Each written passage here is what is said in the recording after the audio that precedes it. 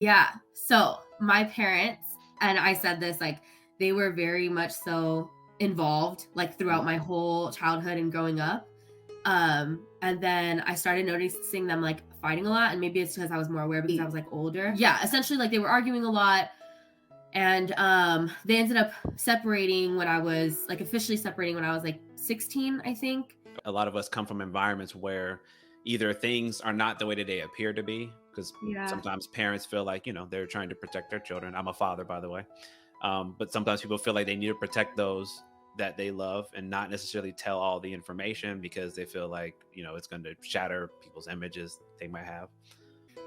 It came to a point where like everybody wanted to be involved in my parents' relationship, and like even my grandma was like texting me things about it, like, "Oh, your mom did this, and that." It's like, why are people telling me these things? Like, I don't Mm. want to hear this.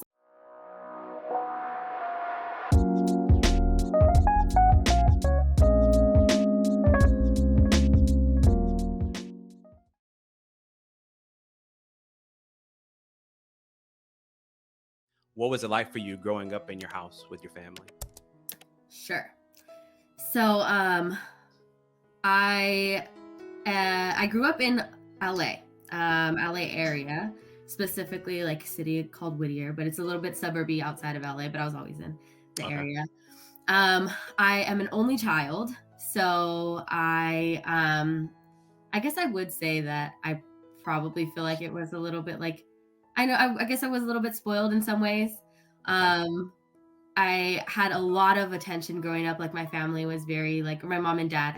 I grew up with my mom and dad. I should have said that first, but um, yeah, like I feel like I had a really good childhood. I Mm, also like went to private school. Like I think my parents really wanted to like build a like good foundation for me. mm, Um, I know that like they both kind of came from situations that weren't like the best. And like I know we'll probably get into this later, but my on my mom's side, my grandma is from Mexico.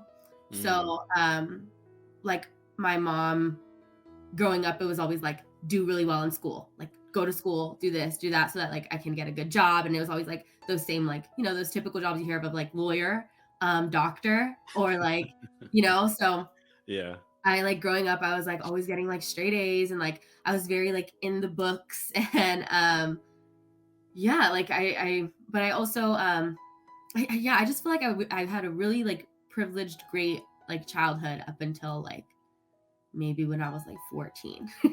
Okay. um, but that's kind of what it was like growing up. Hope I Okay. touched on everything. Yeah. You did. I am curious though, because you obviously gave us kind of like a pausing point. So what was this turning point that happened at 14? Like Yeah. right in the heart of teenage years beginning. Yeah. So my parents, and I said this, like they were very much so involved, like Mm, throughout my whole childhood and growing up.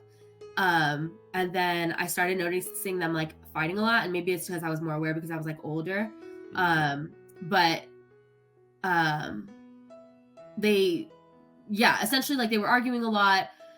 And they ended up separating when I was like officially separating when I was like 16, I think. okay. And then I mean, all in all, like there was, I would just to get, I guess, a little bit deeper in there, like I think I found out because one night I was like my mom was out. She used to like go out and stay out like pretty late.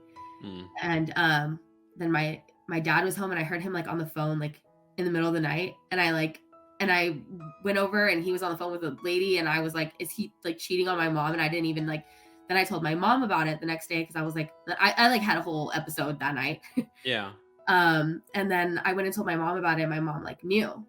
And then after that, like then they knew that like I knew what was going on. So then like they didn't hold anything back and would like argue in front of me. And I heard like everything from like just maybe my dad not being like the nicest to my mom because my he found out that my mom actually like had cheated on him. And like Mm, so it was just like this big deal. Apparently, I found out that like this whole thing started because my mom cheated, and that also led me to have a lot of resentment towards my mom. And I probably still do, but like I love my mom because she's my mom. But like yeah.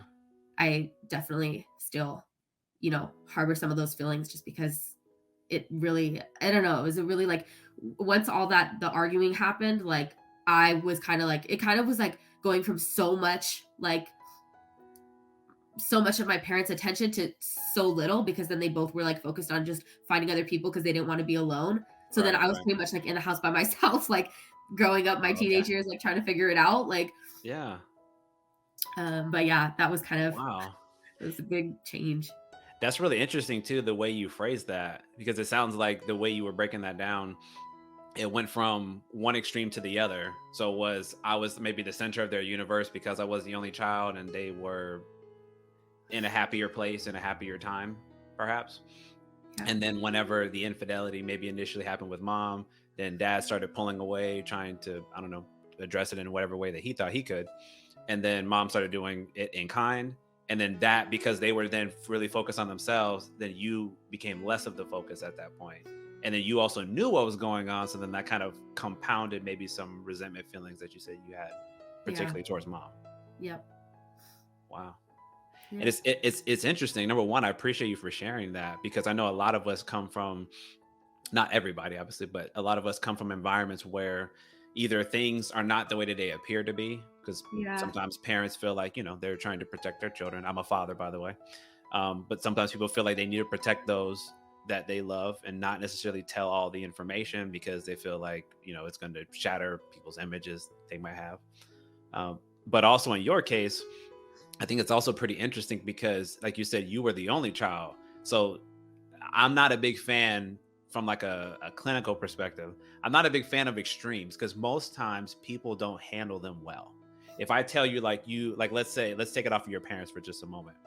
If I said we were putting in a dating situation, right? You're going to go from the beginning, this man is in love with you, this person is in love with you, and they're all talking to you, communicating with you all the time. And then 4 months go by and now it's like pulling teeth to get information, right? Mhm. That generally people don't appreciate that type of extreme polarity going from one swing to the other.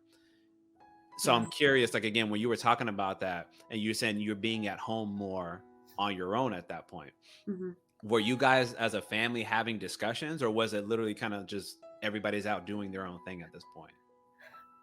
From you know what's like kind of a crazy thing, the brain kind of does things, but like Mhm. I feel like I blocked out a lot of the memories from that time. I remember the feelings more than I remember the things that happened. Yeah. Um, but did we have conversations? Yes, like of course. And like I think I also probably was because I grew up with my parents and like I didn't have siblings and I had my cousin who was like my sister and like I grew up basically with her, but like other than that there was really nobody else aside from me and adults. So I think like I probably Mm, put myself in their business too much and they probably allowed me in their business too much. And so I think like even in this situation, right? Like it came to a point where like everybody wanted to be involved in my parents' relationship and like even my grandma was like texting me things about it like, oh, your mom did this and that. It's like why are people telling me these things? Like I don't mm, want to hear this. Like yeah. um and like there was just so many things that happened throughout, and yes there were conversations but they always ended up getting really heated, and whether they were like emotionally abusive, sometimes honestly it got physical too. Mm. So that was obviously really difficult to see, like um and then like definitely alcohol played a factor in that too. So like there's a lot of like alcoholism that runs in my family, and like um I know that like a lot of these conversations were also um I don't know, maybe more heated because of the alcohol. um I can imagine so. yeah, but like it yes, we had conversations, none of which really felt like they went anywhere. I would tell them how I felt, and a lot of times I felt like I got like the sentiment of like get over it kind of thing, like we're moving on into other relationships, like you should be moving on too kind of thing. Okay. uh it just seemed dismissive, and like they were so like like fully, I guess, like encompassed with or with what they had going on in their Mhm. lives and like the loss of their relationship and like forming new relationships, that like my feelings just were like totally like brushed aside. Yeah. uh Okay. which is tough, but um yeah, so I don't know if that answers your question. Like yeah, we did have No, it conversations, does. but No, yeah. it does. And it's one of those things, like if I was trying to speak from like a parenting perspective, anytime separation is going to happen, it's going to be difficult. I have a lot of clients who co-parent. I co-parent as well. I know it's challenging for a lot of folks to sometimes learn. I think this is a particular challenge for us when you're trying to separate the romantic relationship, let's say in this case of the parents, right? So we got different hats I usually say that we wear. Mhm. So let's use you for an example. So you are an individual woman, individual person, and then in this particular context, you're a daughter, right? Mhm. And then your parents, obviously, so your father is a man, he was a husband, he was a dad, or is, and mom, so she was a woman, a wife, a mom. So what I notice that happens sometimes for some of us when we're going through this initial separation period is like we forget that we have other roles that we're supposed to be playing. So maybe based on what you're saying, it sounds like they were chasing the individual role. Like I need to be fulfilled because my relationship, my romantic relationship, my partner, my spouse is degrading to the point that I don't know if we can resolve this or if we want to. Yeah. And because that was happening simultaneously, I'm forgetting to do the mom and dad role to Sydney. So she's kind of missing that level of not necessarily maturity, but just, I would say, honest boundaries to say, to your point about there's certain things I think it is appropriate to withhold from children, not because you're trying to lie to them, but because there's boundaries in terms of there's things you're not ready to understand. So it's Mhm. probably not appropriate to be telling you these things at this age. When we get older, we can have very real and honest conversations and talk about maybe those more challenging details. But at 14, 15, and 16, like you're in the heart of trying to figure out who you are, like the beginning of it, I would Yeah. say, you need a parent, Yeah. who's going to try to be there for you. Granted, they have their own challenges, but I see a lot of us struggle in that area. So we end up like kind of abandoning that role. It's like, well, I'm going to go do me. I need to go figure me out. And you might be like, hey, so who's looking out for me? Yeah. Okay, you'll be good. You're like, I'm gonna go figure this out. I need to go get me a new person now. Yeah. And I just try to challenge parents to like really think about the impact of some of these decisions that we make because Mhm. the kids are watching. It does impact them, and it's unfortunate, that you had to go through that. Yeah. And even when you're talking about like you were kind of touching on my next topic in terms of how the dynamic changed. So you kind of mentioned that you had a bit more resentment towards mom during that time. And you said that some of it still kind of feels like it's there. Have you guys had any follow-up discussions like since that time about kind of why things happened the way that they did and any repair work maybe that you guys could have done? Yeah. Um, yeah, I've talked to my mom plenty of times about it. I've Mm. talked to both of them plenty of times about it. Me and my mom and I are both like very emotional people. Like I think we're very similar in a lot of ways, but I always am like, it's funny because I always say like I don't want to be like my mom, which I know sounds like fucked up. Sorry if I don't know if I make Okay. sense. It's okay. Um, You're good. but like I I I say that, but then I'm also like I feel like I'm a lot like my mom. And yes, we've had a lot of conversations.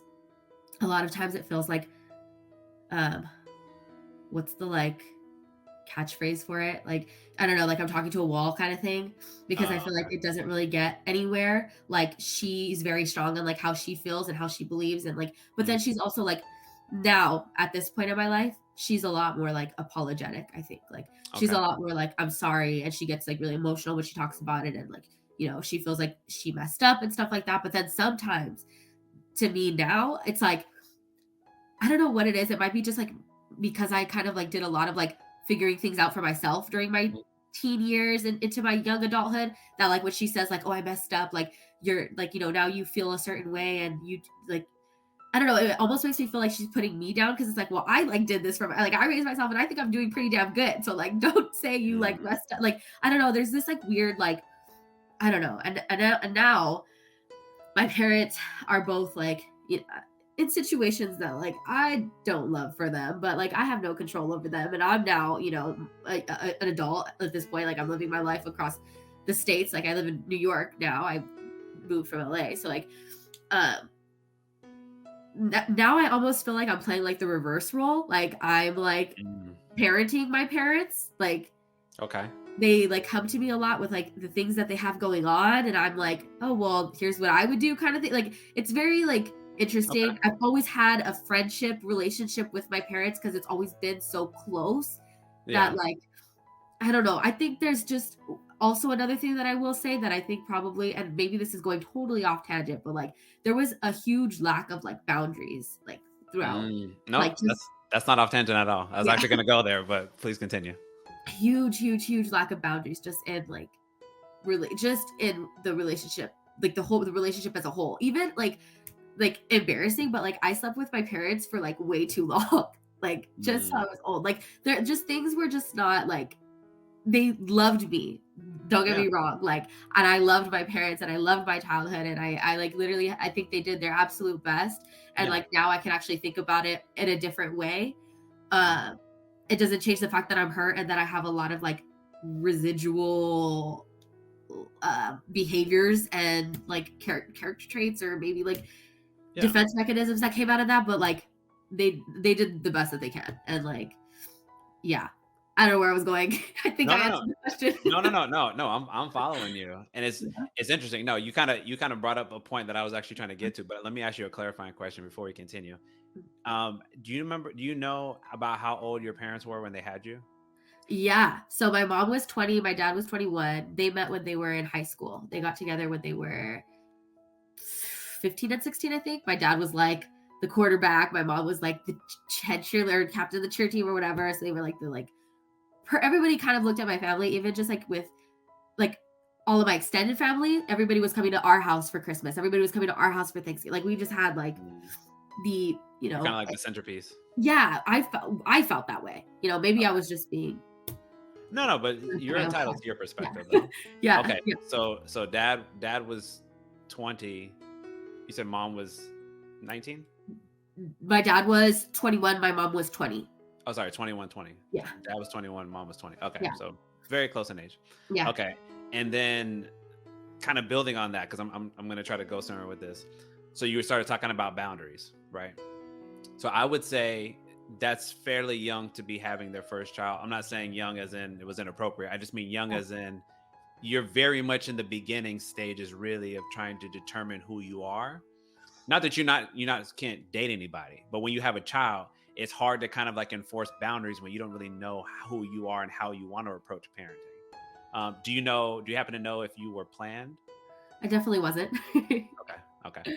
Yeah. So that just and again, there's no shade. We're not shaming them or anything like that. No, no, yeah. We're just more just trying to understand kind of like how we got to this point. Because again, you brought up some really good points about didn't feel like there was really boundaries. And again, you were only a child, so I usually give the example like when you think about anything you do for the first time, right? We know in parenting like there's no manual, nobody's really telling you how to do stuff. So every first child, in my opinion, is the experiment. I'm not saying you don't experiment with other children, but the first one has to be the experiment because you have no other frame of reference, right? Yeah. Like you've never done it before. So in Yeah. this case, Sydney had to be the experiment. I have an older sister. My older sister was the experiment. Just that's just the way that it was. So I think it's important to kind of understand and establish some of the background because that might make a little bit more of an understanding of why was it hard for them to maybe establish boundaries because Mm. we were young. We were very young ourselves. So we still needed to figure out who we were. Yeah. She was unplanned. So then we needed to figure out how we were going to manage that. And then because of those things, it kind of could make sense why we didn't have effective boundaries. Now, if you had added maybe 5 to 7 years on them, I could imagine, not going to try to prophesize here, but I could imagine they would have parented a bit differently. Yeah. Not because they would have fully known who they were, but they would have had somewhat of a better sense of who they were at that point and where they wanted their lives to go. Does that make Yeah. sense? Yep. Do you have anything you want to add on that kind of idea of them being quite young and then not necessarily planning for you and then just the way you remember growing up with them? Yeah. I think like times are different, right? Like from when they had me. I was born in 97. I mean, it was a little different. We're 2023. But Sure. like I'm 25 and I don't even think I'm ready to have kids. So like to imagine them having kids at 2021, like I like I said, kudos to them. They did the best they can. They like we grew up, like I was growing up in like my grandparents like back house when till I was maybe till I was about 7. Mm, Or and then we moved to the front house at some point, but like, we were just living with like family, Mexicans stick together kind of thing. And yeah. then like, but like I said, like my mom actually, after she had me, went and got her bachelor's degree. And then we moved to like Whittier. Then my dad and my mom bought a house, and like they really did like great things. That's what I'm saying. Like I would never try to sit here and say like they didn't try their best or they didn't do well. Like I think they did great. Uh, but you can't. Sometimes things happen, life happens, life isn't fair, and like then you end up with some scars from things that happen that you can't change. That maybe you wish you could. And I know my mom wishes she could change things. It's Of course. No, I mean, everybody, I think, we develop wisdom through experience, and we recognize that we might do things differently. That's why I try to offer a lot of grace, especially when it comes to parents, yeah, because even though we feel maybe at times that they could do better, and I agree, let me be the first one to say, my father definitely could have did a better job, but I give credit where credit's due. yeah, When they do what they need to do, I'm like, hey, my dad did a great job with what he had to provide me and my sister the life that he could. So I don't take that away from a person, right? But what we are also saying is like a lot of people use these expressions like, I don't want to be my parents when I grow up. A lot of it is environmental. That's why I always like to start with people's environment, because that really shapes our perception of our reality. uh, It tends to be the way we narrate our stories, for at least for a while. But in addition to that, I also like to say that we can hold two truths at the same time. So I can say something like, in my case, I was like, my father did a great job overall in terms of providing the essentials, right? I can also say, from an emotional standpoint, severely lacking, yeah, severely lacking. And I can hold both of those at the same time because they're both true. And so I just encourage us to really think about the entire story. And even one thing I remember you mentioned earlier, you said that some of that you might have blocked out. Well, it's pretty common for some of us that come from like traumatic experiences, or we have some of these challenging situations that we grow up with. It's natural sometimes for the brain to compartmentalize those memories. yeah, So the emotions you actually said it and described it beautifully. The emotions you don't forget, because if the memory gets re-triggered in your mind, the emotions will come right back to you, because I believe emotional pain is the one you like never forget. yeah, But the memory itself, the facts, the evidence of that, you might distort or might be fuzzy. And that is typical, because sometimes that's the brain trying to protect you from experiencing that hurt again. hmm, Does that make sense? yeah, So this is the reason why we have to have these very nuanced discussions, because no person is perfect. We all have to be looked at from a holistic perspective. There's things we might do well, there's things maybe we can improve upon. But if we're going to judge a person, if we are, which I'm not saying that we are, but if we are, look at the totality of who they are, not just one piece of them.